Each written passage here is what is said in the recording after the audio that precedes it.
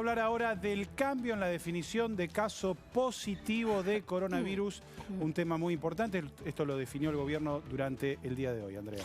Sí, si sos conviviente de un caso positivo, y cuando decimos un caso positivo en este caso sí confirmado por laboratorio, si vos sos conviviente de ese caso positivo confirmado y tenés síntomas, ya sos un caso positivo. Vamos a explicarlo de manera, fácil para que la gente lo vea en estas placas. Los convivientes de casos confirmados por laboratorios que tengan síntomas, que residan en áreas de transmisión comunitaria y que no reúnan criterios de información, no van a precisar hisopado para considerarse positivo. Me detengo en ese punto que decía del área de transmisión comunitaria. ¿Por qué? Porque esto que dispone el Ministerio de Salud de la Nación lo deja como a criterio de las distintas jurisdicciones del país para que este criterio se aplique. ¿Y por qué a criterio André, de las... no te realizan el test? No, pero...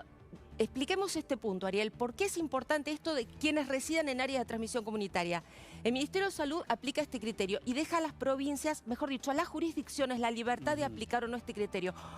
Porque no en todo el país hay áreas de transmisión comunitaria.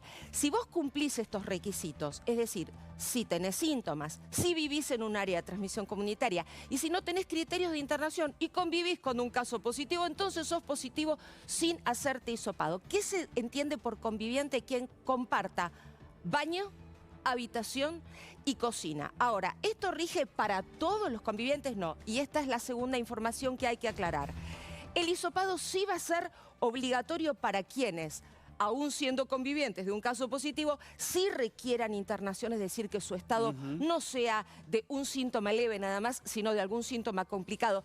De aquellas personas con factores de riesgo, es decir, de más de 60 años o de enfermedades prevalentes, también las embarazadas, ¿sí? También, si no tenés síntomas y no tenés ningún factor de riesgo, no sos considerado un caso positivo. No. Si sos conviviente de una persona positiva y no tenés síntomas, no.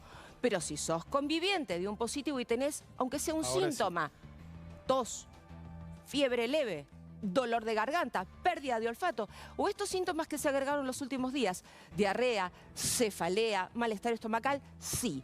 Más grupos que entran dentro del hisopado obligatorio. De los que sí tienen que hacer hisopado obligatorio, aunque sean convivientes de un caso positivo. Las embarazadas, el personal de la salud y los trabajadores de aquellas residencias o instituciones cerradas, geriátricos, neuropsiquiátricos, por ejemplo. Hoy habló Carla Bisotti. Perdón, y eso va a tener un impacto en la cantidad de casos, obviamente. Claro, obviamente. Ya el Ministerio de Salud advierte que esto sensiblemente va a modificar los números. Obviamente que sí, en la medida en que estas personas reporten esta situación al sistema de salud. Lo explicaba hoy Carla Bisotti, la secretaria de Acceso a la Salud, precisamente la viceministra.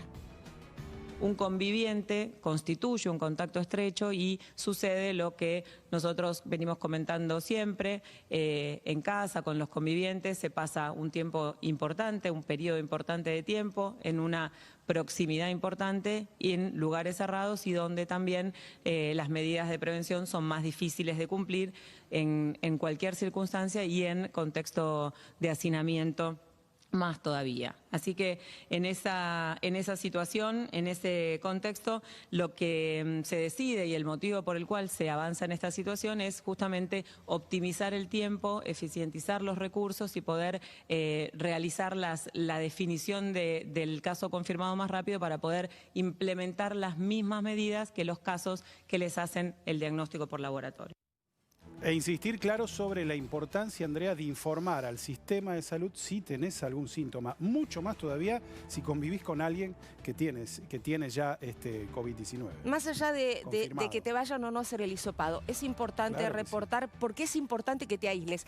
La lógica de esta medida que se toma es precisamente agilizar lo que tiene que ver con diagnóstico y aislamiento. Es la única manera para poder frenar esta ola de contagios. Ya no tiene que ver solamente con destinar los recursos del hisopado a aquellos sectores donde más se necesiten y también de no colapsar el sistema de salud en lo que tiene que ver con el procesamiento de esas muestras, sino también en que rápidamente sos conviviente de un positivo, tenés un síntoma, aislate. Es la única forma de empezar a frenar esta ola de contagios. Andrea, hablamos de la prevención ahora. Claro, si hablamos de frenar la ola de contagios, siempre vamos a tratar todos los días de darles algún tip, algún cuadrito para, vamos a llamarlo, para hacérsela fácil, ¿sí?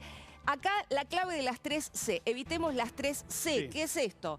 Espacios cerrados, espacios concurridos y contactos cercanos. Empezá a tratar vos en tu casa siempre de incorporar estos conceptos. Sí, la distancia social, el tapabocas, no el contacto cercano, no el espacio cerrado. En la medida en que vayamos incorporando nosotros de manera individual, vamos a lograr mucho más rápido achatar esta curva que por ahora no estamos logrando achatar. Bien, Andrea, gracias.